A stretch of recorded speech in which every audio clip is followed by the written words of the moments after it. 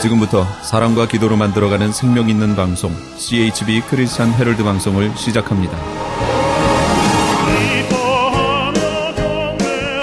매일 새벽 4시, 매일 밤 11시 하루의 시작과 마무리를 함께하는 CHB 크리스찬 헤럴드 방송은 크리스찬 헤럴드 신문과 가장 인기 있는 기독교 정보를 담고 있는 www.christianherald.com과 함께 오늘도 성실하게 여러분 곁에 함께할 것입니다.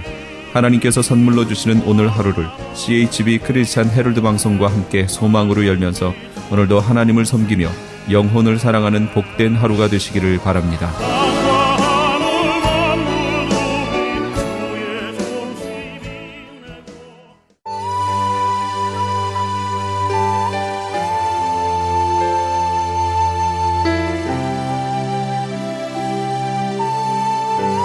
이 새벽을 주님과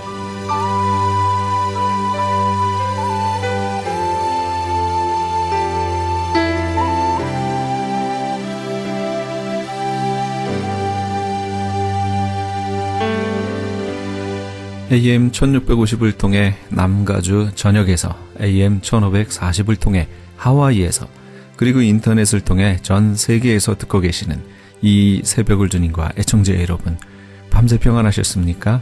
이 새벽을 주님과의 정영철 인사드립니다.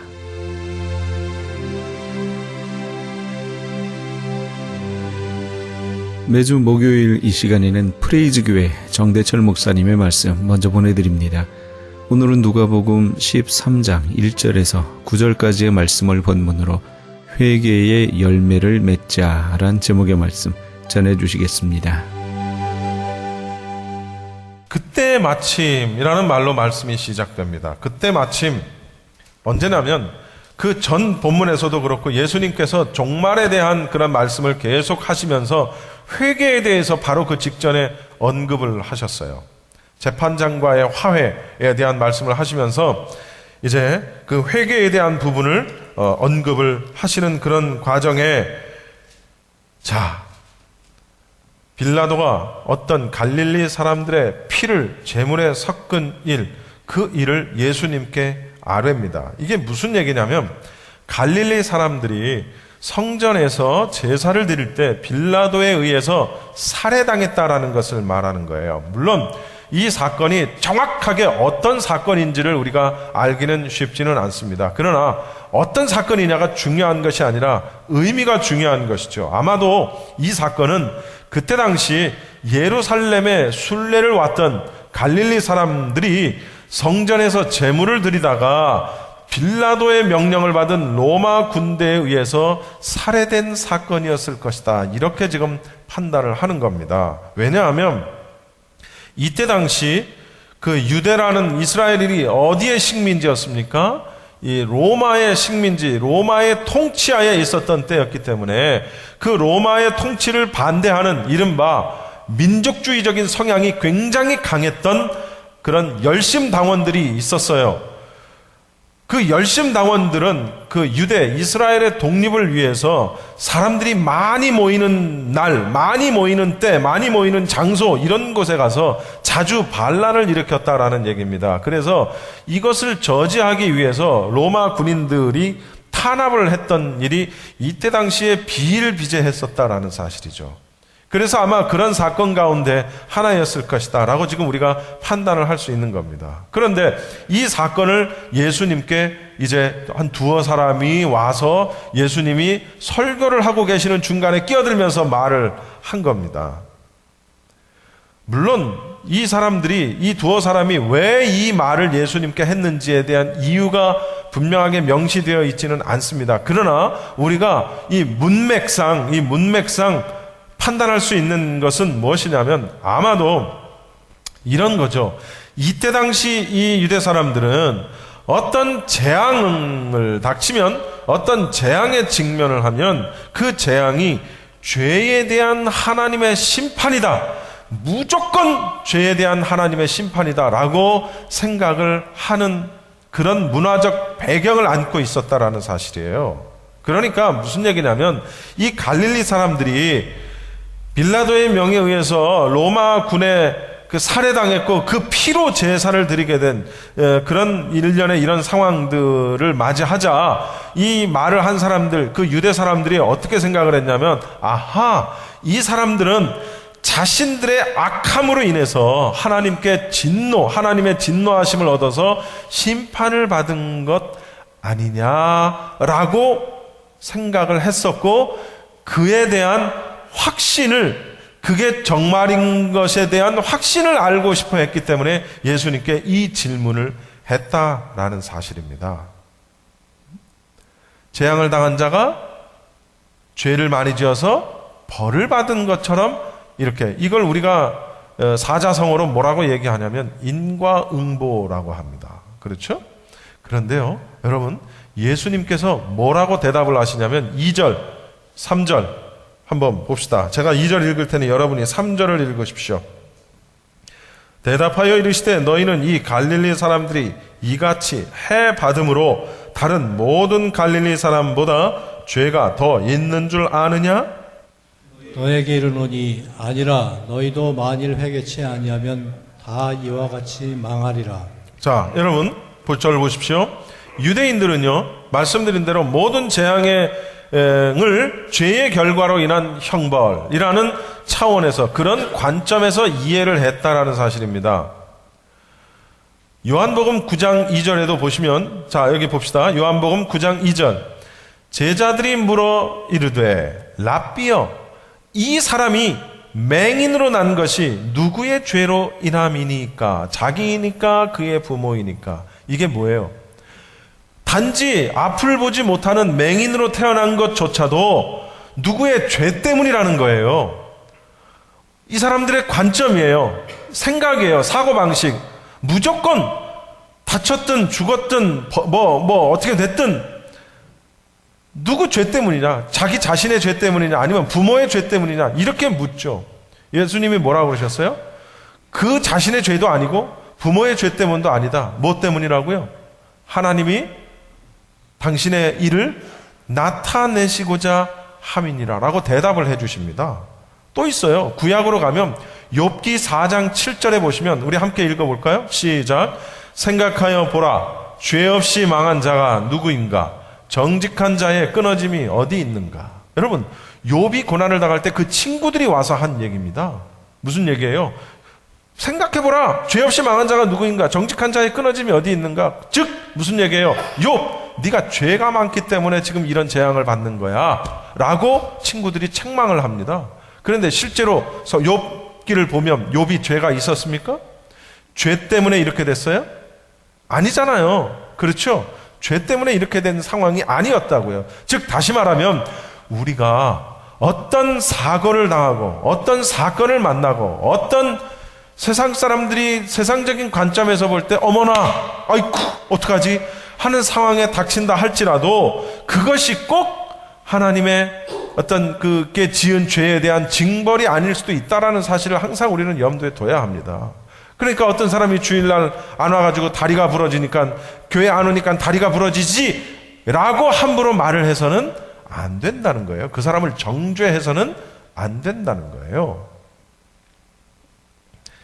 갈릴리 사람들이 당한 재앙을 보고 사람들의 의도는 빌라도가 악하다라는 것을 말하고 싶은 것이 아니라, 또는 그 죽임을 당한 갈릴리 사람들이 불쌍하다라는 동정심을 일으키기 위해서, 동정심에 대한 어떤 출발에서 이 말씀을, 이런 예수님께 이런 말을 한 것이 아니라, 아까 말씀드린 대로 인과응보, 죄를 졌으니까 벌을 받았지, 이런 관점에서 모든 재앙은 바로 죄의 결과로 인한 형벌이다 라는 점을 예수님의 입을 통해서 확인받고 싶어 했다라는 얘기입니다. 그랬더니 예수님께서 뭐라고 말씀하셨어요? 따라합시다. 누구든지 죄를 짓고도 회개하지 않으면 멸망할 것이다. 한 방 먹은 거죠. 누구든지 죄를 짓지 않고도 회개하지 않으면 멸망할 것이다. 포인트는 회개예요, 회개. 그러면서 뭐라고 말씀하시냐면, 너희도 만일 회개하지 않으면 다 이와 같이 망하리라. 너희는 죄 없다고 생각하느냐? 그 사람들은 죄가 많아가지고 그렇게 죽었고, 그럼 너희들은 죄가 없다고 생각하느냐? 아니라는 거죠. 2절 말씀에 나와 있는 것처럼 다른 모든 갈릴리 사람들보다 죄가 더 있는 줄 아느냐? 죽은 사람들이, 이 사람들이 죄가 많아서 죽은 줄 아느냐? 천만에. 만약에 누구든지 죄를 짓고도 회개하지 않으면 멸망할 거야. 너희도 만일 회개하지 아니하면 이처럼 멸망할 거라니까? 라고 지금 예수님이 말씀을 하시는 거예요.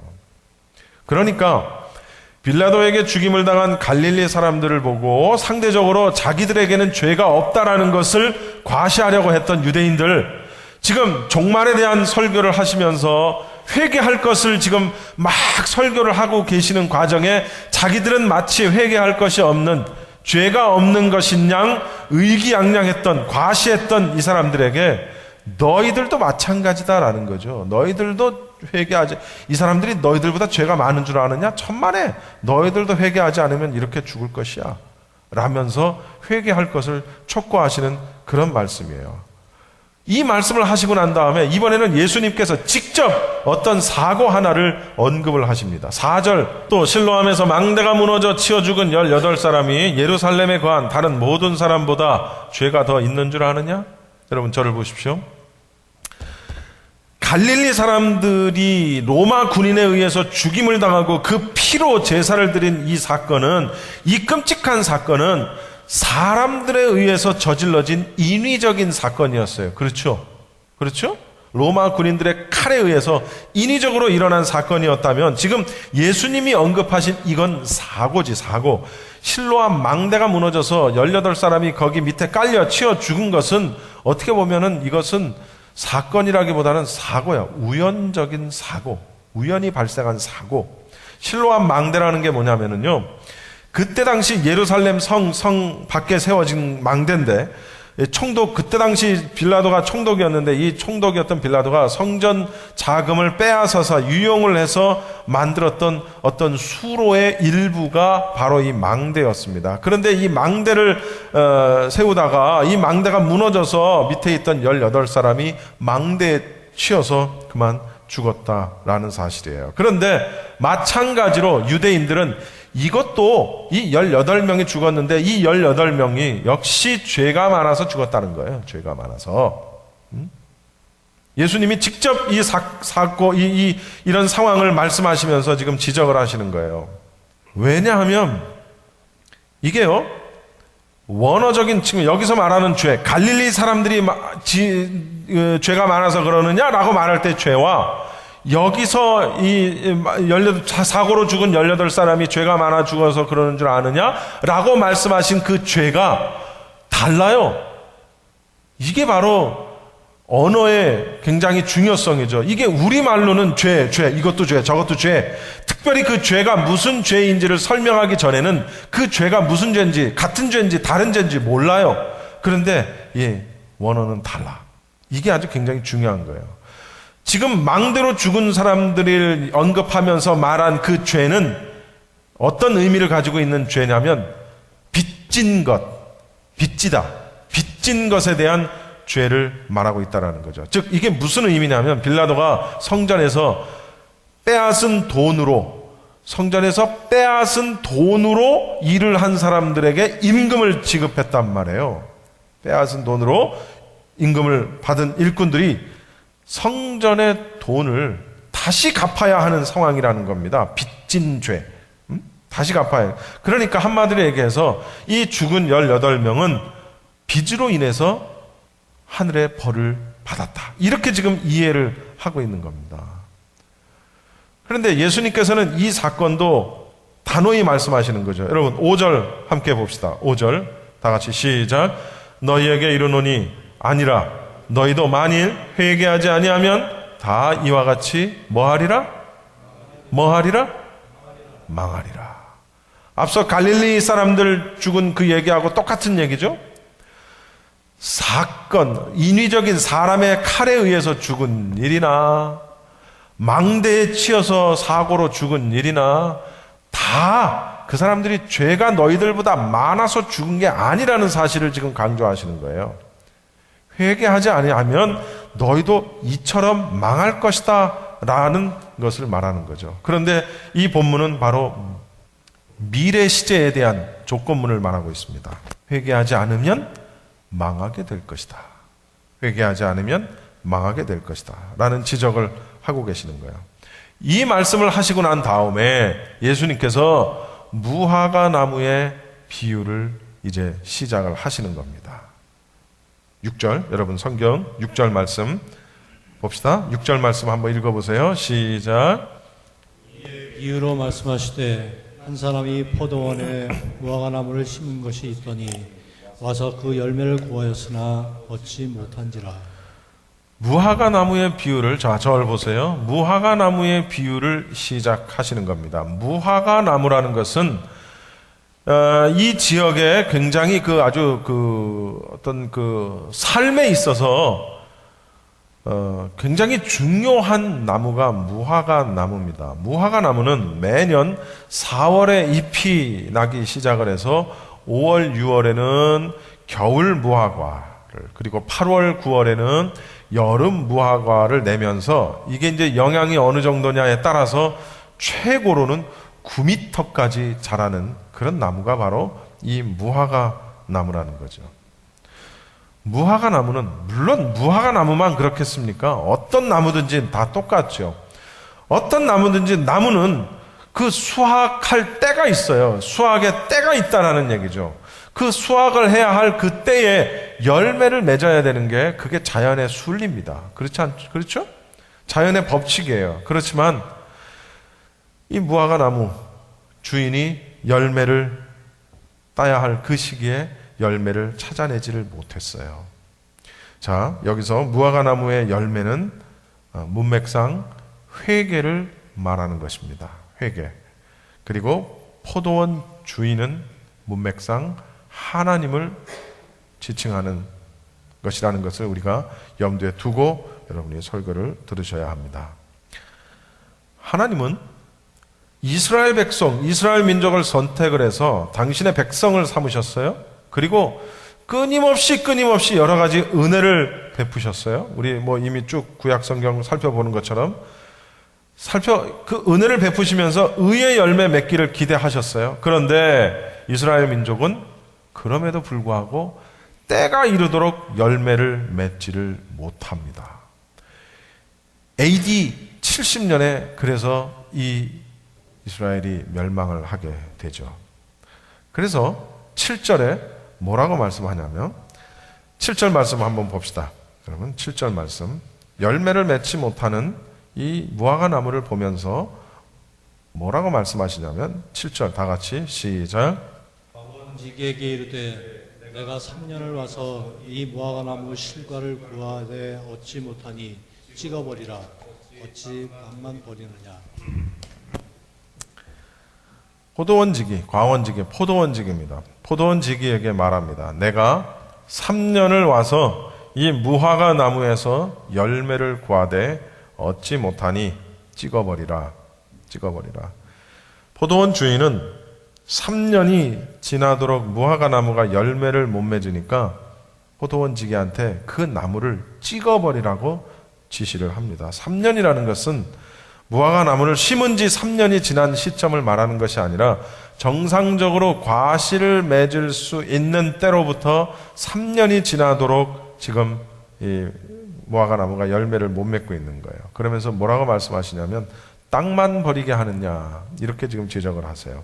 이게 무슨 얘기냐면 무화과 나무 자체도 열매를 맺지 못하는 데다가 이 무화과 나무를 여기다 심지 않았다면 다른 나무를 심어서 더 유용하게 쓸 수 있는 땅이었는데 열매도 맺지 못하는 무화과 나무를 심어놓고 3년이 지나도록 열매를 못 맺게 하는 걸 보니 더 유용하게 쓸 수 있는 땅을 이 무화과 나무가 차지해 버렸고 또 심지어는 다른 식물에게 있어서 필요한 습기, 무기물 이런 것까지 이 무화과 나무가 다 흡수해 버리면서도 열매를 맺지 못했다. 다시 말하면 다른 나무에 큰 해악을 끼쳤다라고 지금 말을 하는 거예요. 지금 그래서 뭐 하라고요? 어떻게 하라고? 찍어버리라. 무화과 나무가 열매를 맺지 못하니까 목적 달성을 하지 못하니까 포도원 지기에게 시켜서 찍어버릴 것을 명하시는 겁니다. 무화과 나무를 심은 목적은 열매를 얻기 위함입니다. 하나님께서는 우리에게 구원을 허락하시고 우리에게 의의 열매를 맺도록 요구하십니다. 할렐루야. 의의 열매를 맺도록 요구하십니다. 그러나 우리가 의의 열매를 어떤 사람은 맺기도 하지만 어떤 사람은 열매를 맺지 못하는 삶을 살죠. 회개하지 않는 것은 열매를 맺지 못하는 무화과 나무가 땅만 버리듯이 또 자기만 잘못되는 것이 아니라 다른 사람에게도 좋지 않은 영향을 미치게 된다라는 사실이에요. 누가? 회개하지 않는 사람이. 찍어버리라는 그런 포도원 주인의 명령에 대해서 포도원 지기가 그 포도원 주인에게 말합니다. 8절 9절 말씀 보시죠. 제가 8절을 읽겠습니다. 여러분이 9절을 읽으십시오. 대답하여 이르되 주인이여 금년에도 그대로 두소서.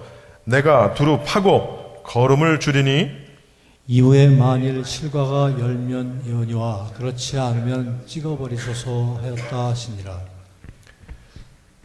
찍어버리라는 주인의 명령을 받은 포도원 지기가 말합니다. 주인이시여 금년에도 그대로 두소서. 내가 두루 파고 거름도 주고 잘 다시 한번 보살펴 보겠다는 거예요. 한 해만 더 기회를 달라는 거예요. 만일 열매를 맺으면 좋은데 만약에 그렇지 않으면 그때 가서 찍어버리겠다라는 사실입니다. 한 번 더 기회를 달라고 간청을 하는 겁니다. 포도원 지기의 간청. 한 번 더 죄인들을 위한 예수 그리스도의 중보의 기도를 예표하는 그런 비유입니다. 그래서 요한복음 17장 9절 말씀을 보시면 내가 그들을 위하여 비옵나니 내가 비옵는 것은 세상을 위함이 아니요 내게 주신 자들을 위함이니이다. 그들은 아버지의 것이로소이다. 중보하는 거예요.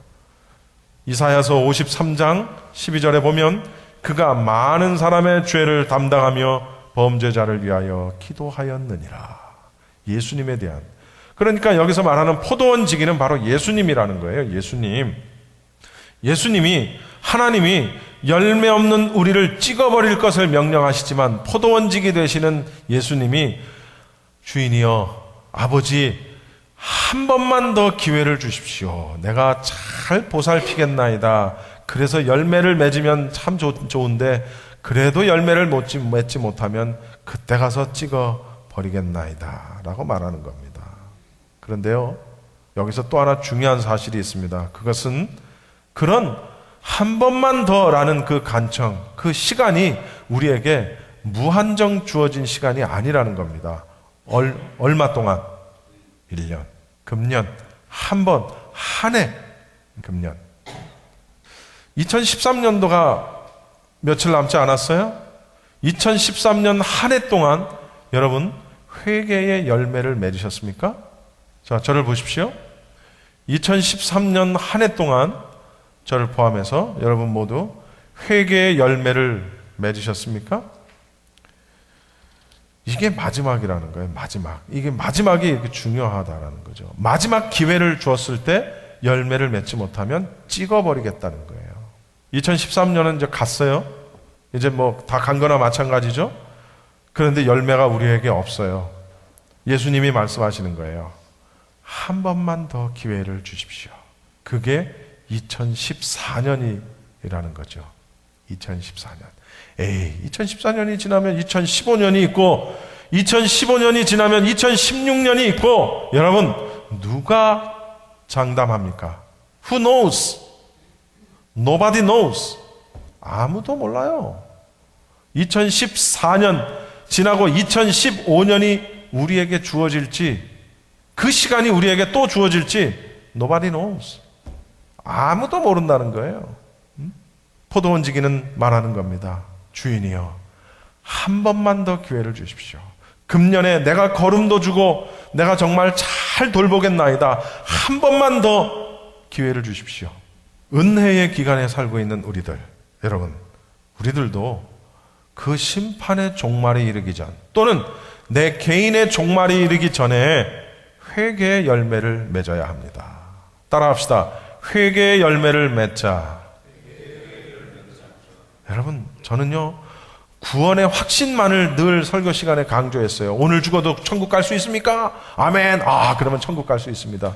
그게 아니더라고요. 세례 요한께서 예수님 다음으로 가장 위대하다라는 소리를 들은 세례 요한께서 광야에서 외치는 그 소리는 하나밖에 없었어요. 무슨 설교를 기가 막히게 했던 게 아니라고요. 뭐 설교했죠? 회개하라, 천국이 가까웠느니라. 그거 한마디였다고요. 굉장한 설교가가 아니었다고요. 하나밖에 설교 안 했어요. 천국이 가까웠는데 뭐 하라고요? 회개하라. 무작정 우리에게 시간이 주어지지 않았다는 사실을 우리는 심각하게 명심해야 된다는 거죠. 그렇지 아니하면 찍어버리소서, 미래에 있게 될 심판을 이야기하는 겁니다. 이스라엘은 AD 70년에 예루살렘의 멸망을 가져옵니다. 여러분, 복음을 받아들이지 않은 불신자도 그렇게 멸망할 것입니다. 교회는 다니지만 회개하지 않은 주의 백성들도 그렇게 멸망할 것입니다. 하나님의 진노의 날, 하나님의 의로우신 판단이 우리 앞에 나타나는 그 날에 임할 진노, 그 진노를 받지 않기 위해서 우리는 영적으로 깨어 있어야 한다는 사실입니다. 무감각해져 버린 우리의 영적인 상태를 다시 깨워야 한다는 사실이에요. 깨어 있으라, 깨어 있으라. 마지막 날 도적같이 호련히 도적같이 오시는 예수님을 만나면 그는 멸망한다라는 거죠. 깨어있는 자는 도적이 오는 거 들킬 수밖에 없어요. 잠자고 있으면은 도적이 오는 걸 몰라요. 그러나 깨어있는 자에게는 도적이 도적처럼 올 수가 없단 말이죠. 영적으로 무감각해져 버린 우리의 영적인 상태들을 우리가 살펴봐야 된다는 거죠.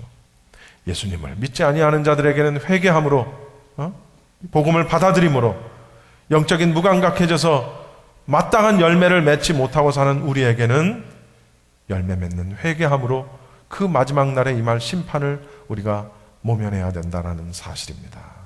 결론 부분은 전도서의 말씀을 읽으면서 말씀을 마치겠습니다. 전도서 12장 1절부터 7절까지의 말씀입니다. 요거 조금 깁니다마는 한 단어 한 단어, 한 말 한 말을 여러분이 무슨 말인지를 깨달으면서 읽어보시기 바랍니다.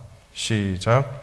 너는 청년의 때에 너의 창조주를 기억하라. 다시 읽겠습니다. 다 같이 읽으십시오. 시작. 너는 청년의 때에 너의 창조주를 기억하라. 곧 곤고한 날이 이르기 전에 나는 아무 낙이 없다고 할 해들이 가깝기 전에 해와 빛과 달과 별들이 어둡기 전에 비 뒤에 구름이 다시 일어나기 전에 그리하라. 그런 날에는 집을 지키는 자들이 떨 것이며 힘 있는 자들이 구부러질 것이며 맷돌질하는 자들이 적음으로 그칠 것이며 창들로 내다보는 자가 어두워질 것이며 길거리 문들이 닫힐 것이며 맷돌 소리가 적어질 것이며 새의 소리로 말미암아 일어날 것이며 음악하는 여자들은 다 쇠하여질 것이며 또한 그런 자들은 높은 곳을 두려워할 것이며 길에서는 놀랄 것이며 살구나무가 꽃이 필 것이며 메뚜기도 짐이 될 것이며 정욕이 그치리니 이는 사람이 자기의 영원한 집으로 돌아가고 조문객들이 거리로 왕래하게 됨이니라.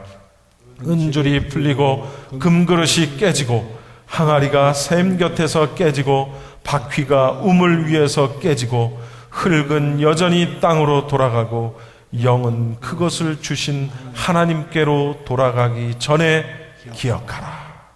너는 청년의 때에 너의 창조주를 기억하라. 곤고한 날이 이르기 전에 기억하라. 아무 낙이 없다고 할 때가 가깝기 전에 기억하라. 영이 하나님께로 돌아가기 전에 기억하라.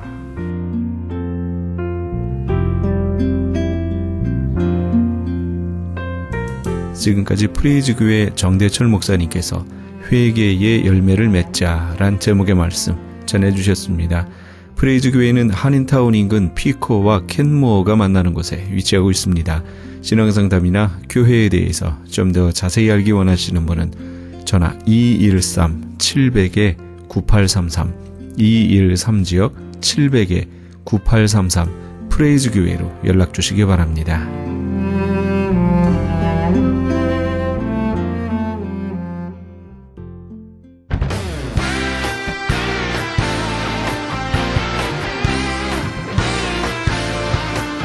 크리스천 헤럴드에서는 한민족 이민 110주년을 기념하여 2014 미주 한인 교계 연감을 편찬합니다.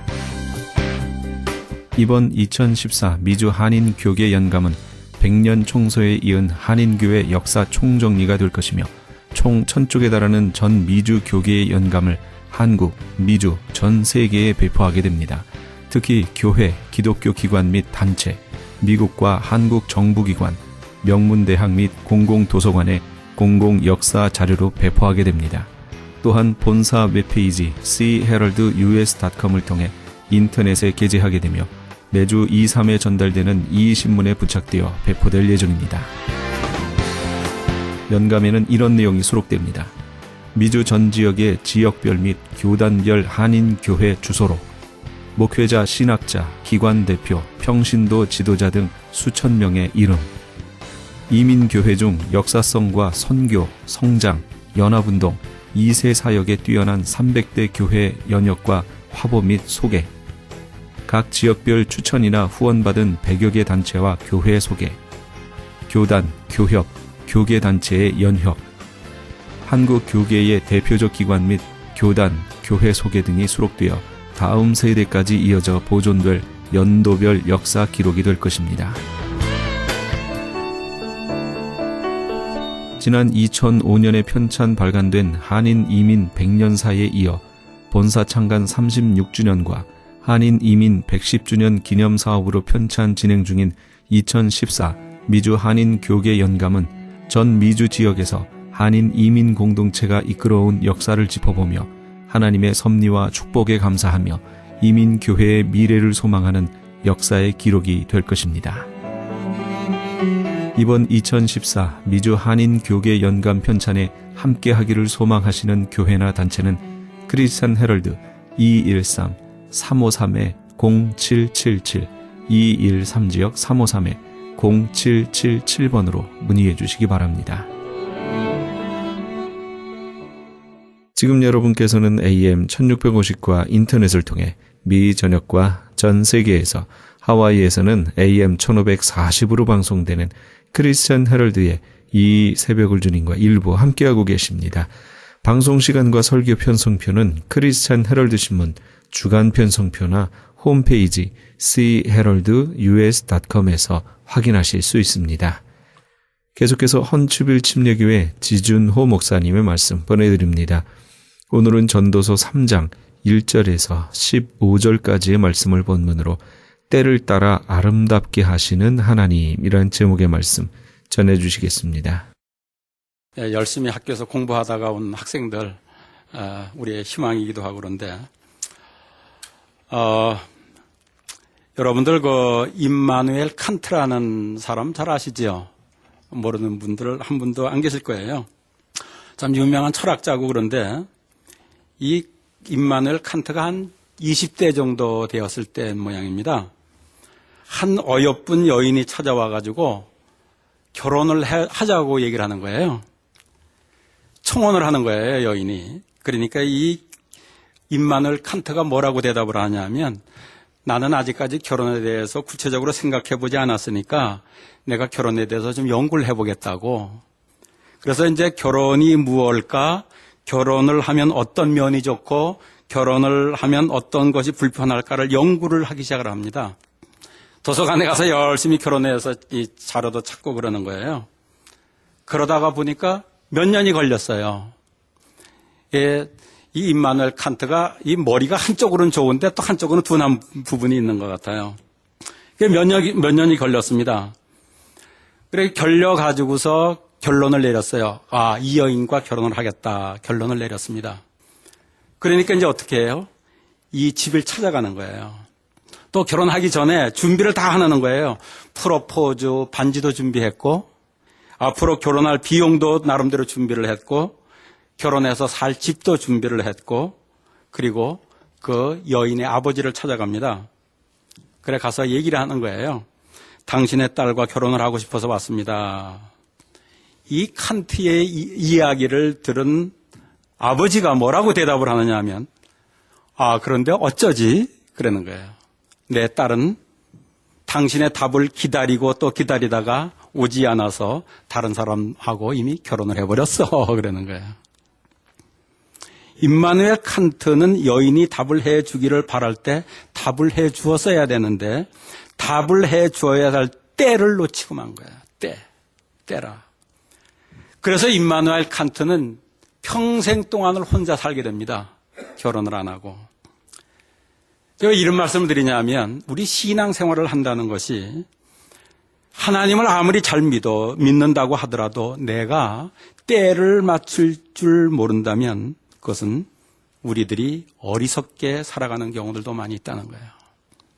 때를 맞출지 모르면 좋은 말을 하더라도 그 뜻이 정확하게 전달이 되지 않을 때가 많아요. 때를 맞추지 않으면.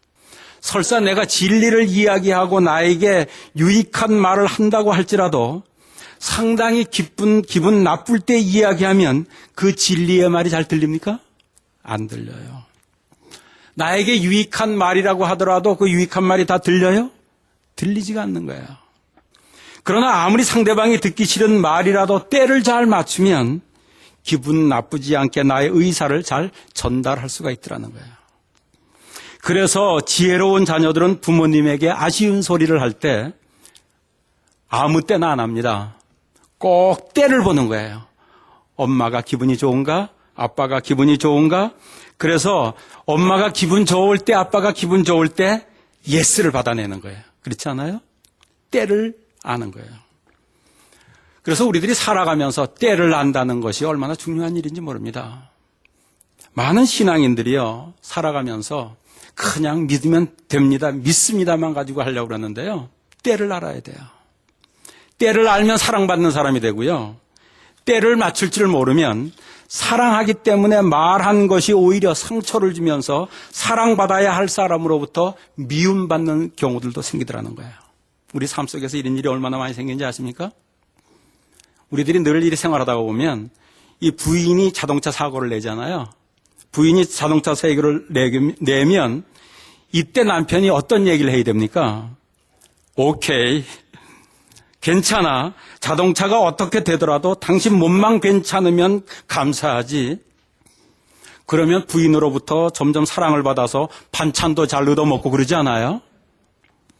그런데 남편들이 부인이 자동차 사고를 내었을 때 먼저 가르치려고 그래요.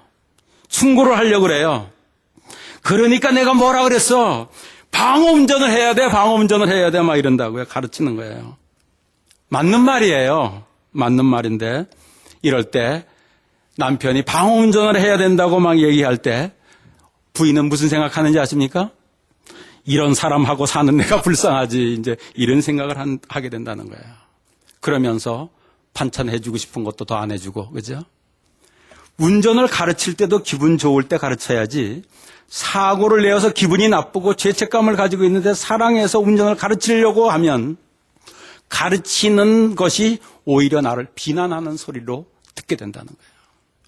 우리 이런 게 현실에서 많이 있지 않습니까? 우리가 이 세상을 살면서 알아야 되는 것이 하나님은 우리에게 좋은 때를 주시고 그 때에 맞추어서 우리가 살도록 만들어 주셨다는 거예요. 그런데 그 때가 쉽게 보이는 때도 있어요. 봄은 참 쉬워요. 봄에는 뭘 해야 됩니까? 모든 사람들이 다 알아요. 씨를 뿌려야 될 때잖아요. 쉬워요. 여름에는 뭘 합니까? 거름을 지고 김을 매 주어야 될 때란 말이죠. 가을에는 뭐 해야 될 때예요? 추수해야 될 때라는 거죠. 쉬워요. 그런데 좀 보세요. 공부를 해야 될 때가 있어요. 나를 훈련해야 될 때가 있어요. 젊을 때잖아요. 그런데 이상하게도 젊었을 때는 내가 공부를 해야 될 때인지 훈련해야 될 때인지가 잘 보이지가 않는다는 거예요. 그래서 젊은 때 펑펑 놀아요.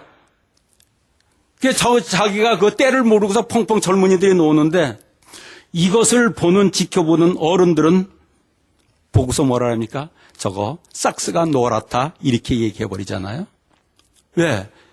공부해야 될 때 공부를 안 하고 훈련받아야 될 때 훈련하지 않으니까 앞으로 기회를 놓치니까 때를 놓치니까 싹스가 노랗다는 거예요. 그런데 우리들이 때를 아는 것이 이것보다 조금 더 차원이 높게 진리를 알아야 때를 아는 것이 있습니다. 좀 어려운가요? 때를 알아야. 진리를 알아야 때가 파악되는 것이 있어요. 자녀가 실수를 하고 실패를 했어요.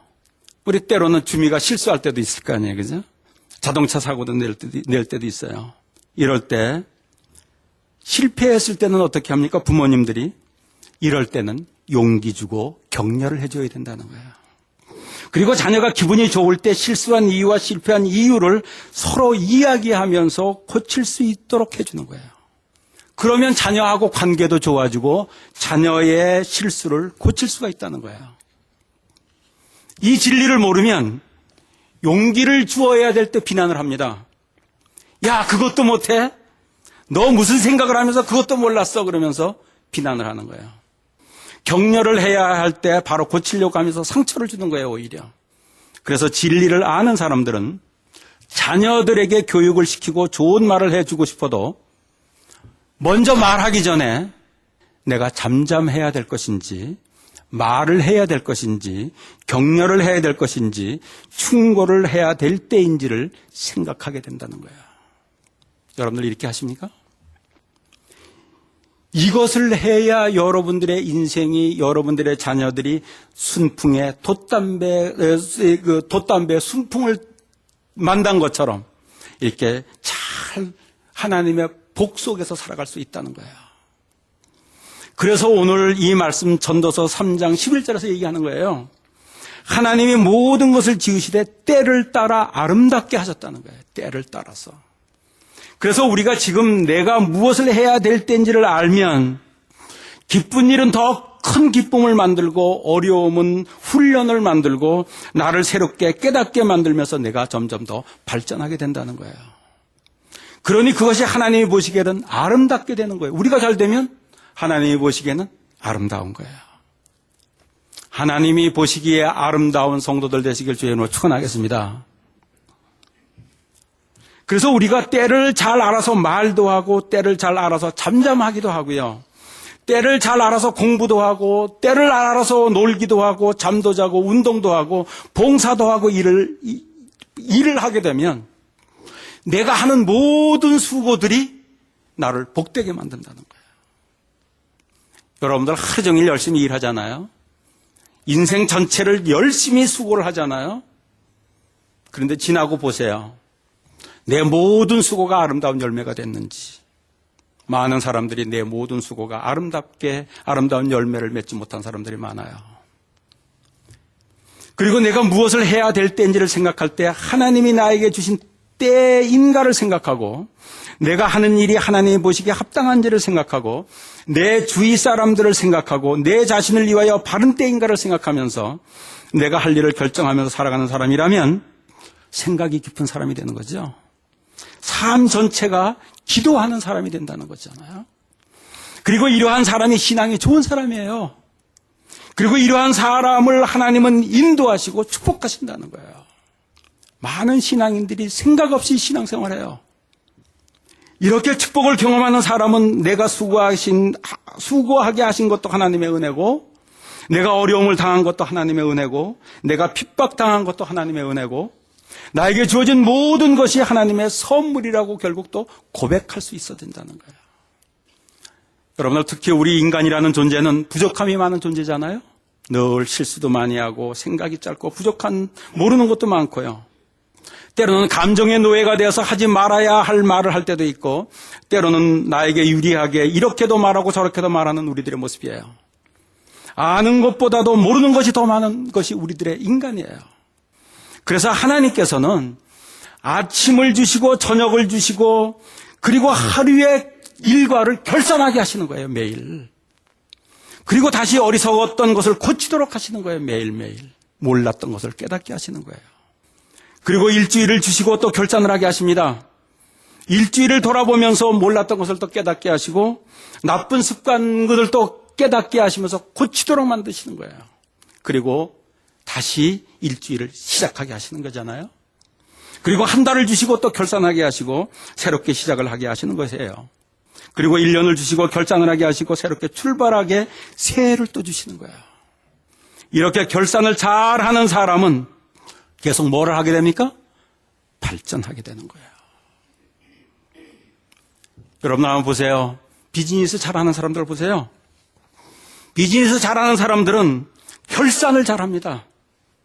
매일 일주일에 한 번, 그리고 한 달에 한 번, 1년에 한 번 얼마가 지출되었고 얼마가 수입으로 들어왔고 경비가 얼마가 나갔고 그리고 몰랐던 것이 무엇이었고 고칠 것이 무엇이었고 이러면서 결산을 하고서 다시 시작하고 이러면서 순수입을 늘려가는 거예요.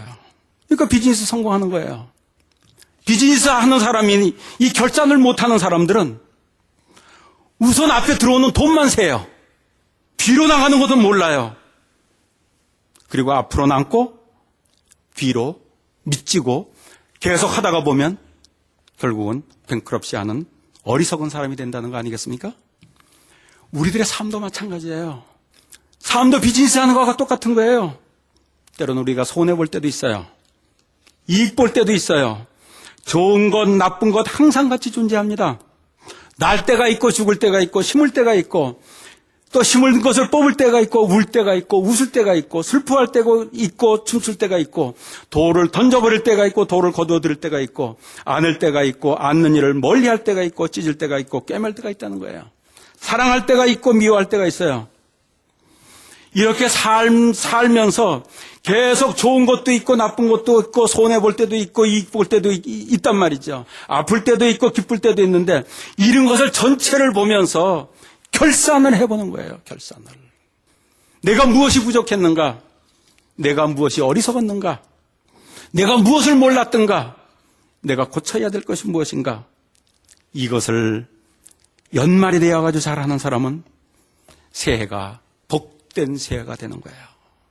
연말에 그냥 분주하게 쫓아다닐 것이 아니고 결산을 할 수 있는 성도들 되시길 주의 이름으로 축원하겠습니다. 결산을 하시고 새해를 복되게 맞이하는 거예요. 어떤 분이 1년을 돌아보면서 나는 정말 행복한 1년을 보냈는가 생각을 해봤어요. 1년이 정말 나한테 행복했는가? 근데 1년이 행복하지 못했어요. 왜 나는 행복하지 못했을까? 생각하면서 성경을 읽는 거예요. 성경 읽는데 이 구절이 나오는 거예요. 심령이 가난한 자는 복이 있나니 천국이 저희 것이며 애통하는 자는 복이 있나니 저희가 위로를 받을 것이며 온유한 자는 복이 있나니 저희가 땅을 기업으로 받을 것이며 의에 줄이고 목마른 자는 복이 있나니 저희가 배부를 것이며 긍휼히 여기는 자는 복이 있나니 저희가 긍휼히 여김을 받을 것이며 마음이 청결한 자는 복이 있나니 저희가 하나님을 볼 것이며 화평케 하는 자는 복이 있나니 저희가 하나님의 아들이라 일컬음을 받을 것이며 의를 위하여 핍박을 받는 자는 복이 있나니 천국이 저희 것임이라. 나를 인하여 너희를 욕하고 핍박하고 거짓으로 너희를 거스려 모든 악한 말을 할 때 너희에게 복이 있나니 기뻐하고 즐거워하라. 하늘에서 너희 상급이 큼이라. 이 말씀을 나는 한 해가 행복하지 못했는데 하면서 이 말씀을 읽는데 가슴이 찡하게 오더라는 거예요. 행복의 비결은 심령이 가난한 것인데 나는 욕심이 많았구나. 행복의 비결은 온유해지는 것인데 나는 사나웠구나. 행복의 비결은 내 내면 세계에서 하나님을 만나는 것인데 외부에서 내가 행복을 찾으려고 노력을 했구나. 행복의 비결은 화평케 하는 것인데 내 마음에 안 들면 사나워지면서 싸움을 하면서 살아왔고 행복의 비결은 사람들이 나를 비난해도 하나님이 나를 사랑하는 것을 느끼면 행복해지는 것인데 이것을 몰랐구나 하는 것을 깨닫게 되는 거예요. 그리고서 다시 새해를 준비하는 거예요. 나는 행복을 잘못 찾았어. 이제 내 마음속에 있는 성령과 교통하면서 그분의 인도를 받고 그분의 사랑을 느끼며 그분의 지혜를 가지고 살아야지. 이런 것을 주시기 위해서 연말을 주시고 새해를 주셨다는 거예요. 이때. 그래서 연말이 되고 새해가 되면 뭘 해야 됩니까?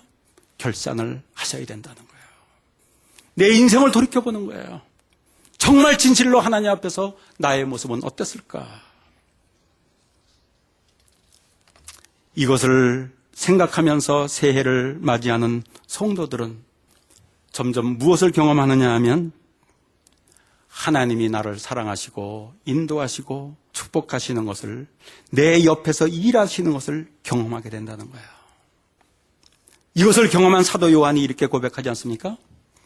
그래서 태초부터 있는 생명의 말씀에 관하여는 우리가 들은 바요, 눈으로 본 바요, 우리 손으로 만진 바라. 이거 뭡니까? 하나님을 경험했다는 거예요. 여러분, 저는 헌치빌 침례교회 모든 성도들이 결산을 잘 하셔서 새해 2014년에는 더 하나님을 경험해서 행복해지고 기뻐지고 보람있고 가치 있는 삶을 사는 모든 성도들 되시길 주님으로 축원하겠습니다. 이렇게 되다 보면 나이가 들면서 나이 드는 것이 서러워지지 않아요. 나이 드는 것이 멋으로 느껴질 때가 있습니다. 왜? 하나님의 지혜가 커지니까, 내 속에서 하나님의 인도가 점점 더 느껴지니까. 이것을 경험한 사람이 사도 바울이잖아요. 그래서 이렇게 고백을 합니다. 그러므로 우리가 낙심하지 아니하노니 겉사람은 날로 후패하나 우리 속은 날로 새롭도다. 내 몸은 자꾸 연약해져요. 몸이 말을 잘 안 들어요. 힘이 없어져요. 그런데 이상하게도 내 속의 영은 새롭게 되고 기뻐지고 여유 있어지더라는 거예요. 이런 경험이 없으면 어떻게 됩니까? 나이가 들면서 몸도 말을 안 듣고 체력도 달리고 머리도 빨리 회전이 안 되고 몸도 쭈글쭈글해지고, 그러니까 우울해지고 남들이 나를 시시하게 보는 것처럼 느껴지고, 그러니까 또 자꾸만 자기 셀피시한 생각이 들게 되고, 그러니까 점점 나이가 들면서 어린이처럼 되는 사람들도 있더라는 거예요. 그래서 이 나이가 드는 것을 보면 두 가지 종류로 나눠집니다. 어떤 사람들은 아기가 되고, 어떤 사람들은 아주 지혜롭고 따뜻하고 아름다운 모습이 되는 어른들도 있더라는 거예요. 저는 헌치빌 침례교회 모든 성도들이 연세가 점점 들이쳐가면서 세상 사람들이 보기에 참 저분은 아름다운 노인이다, 저 사람들에게는 배울 게 많아, 이러한 소리를 들을 수 있는 모든 성도들 되시기를 주의 이름으로 축원하겠습니다. 이제 우리는 2013년도 마지막에 서 있습니다. 1년을 돌이켜보시면서 잘 결산하시는 모든 성도들 되시기를 주의 이름으로 축원하겠습니다. 그리고 기도하면서 2014년에 복된 새해를 맞이할 수 있는 성도들 되시기를 주의 이름으로 축원하겠습니다.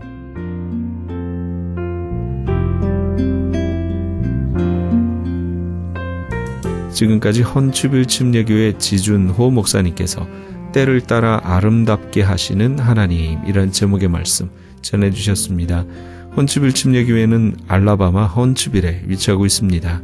신앙상담이나 교회에 대해서 좀 더 자세히 알기 원하시는 분은 전화 256지역 880-2390 256지역 880-2390 헌치빌 침례교회로 연락 주시기 바랍니다.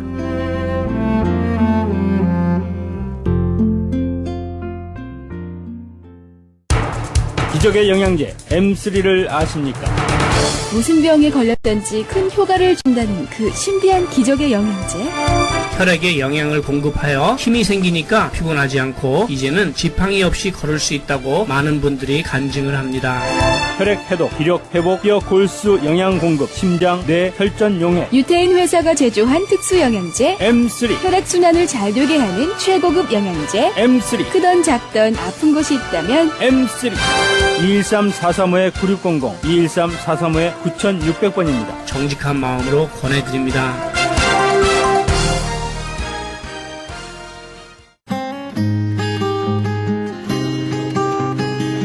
교계 게시판.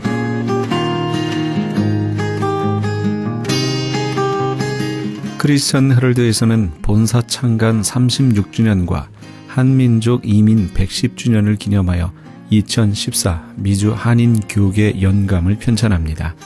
이번 2014 미주 한인 교계 연감은 2005년에 편찬 발간된 한인 이민 100년 총서에 이은 한인 교회 역사 총정리가 될 것이며 교회, 기독교 기관 및 단체, 미국과 한국 정부기관, 명문대학 및 공공도서관에 공공역사 자료로 배포하게 됩니다. 2014 미주 한인 교계 연감은 전 미주 지역에서 한인 이민 공동체가 이끌어온 역사를 짚어보며 하나님의 섭리와 축복에 감사하며 이민교회의 미래를 소망하는 역사의 기록이 될 것입니다. 이번 2014 미주 한인 교계 연감 편찬에 함께하기를 소망하시는 교회나 단체는 크리스찬 헤럴드 신문을 참조하시거나 본사 전화 213-353-0777 213지역 353-0777번으로 문의해 주시기 바랍니다. 제1회 사랑의 의료 선교 봉사 및 제10차 멕시코 사랑의 담요 보내기 운동을 합니다. 사랑의 담요 보내기는 뉴호프 교도소 선교회에서, 사랑의 의료 선교 봉사는 미주 기독 의료 선교 협의회와 베델 한인교회 의료 선교팀에서 각각 주관합니다.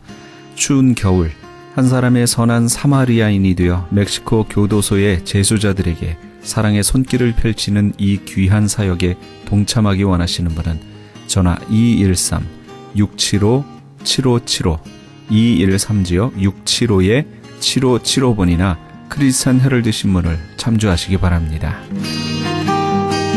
울타리 선교회에서 한인 어르신들을 위한 무료 간식 제공을 합니다. 매주 월요일부터 목요일까지 오전 10시에서 11시 30분까지며 장소는 올림픽과 놀만디에 있는 노인회관입니다. 좀 더 자세한 문의는 213-819-3300 213지역 819-3300번으로 문의하시기 바랍니다. 교계 게시판에 대한 좀 더 자세한 사항은 크리스찬 헤럴드 신문 교계 소식란을 참조하시기 바랍니다.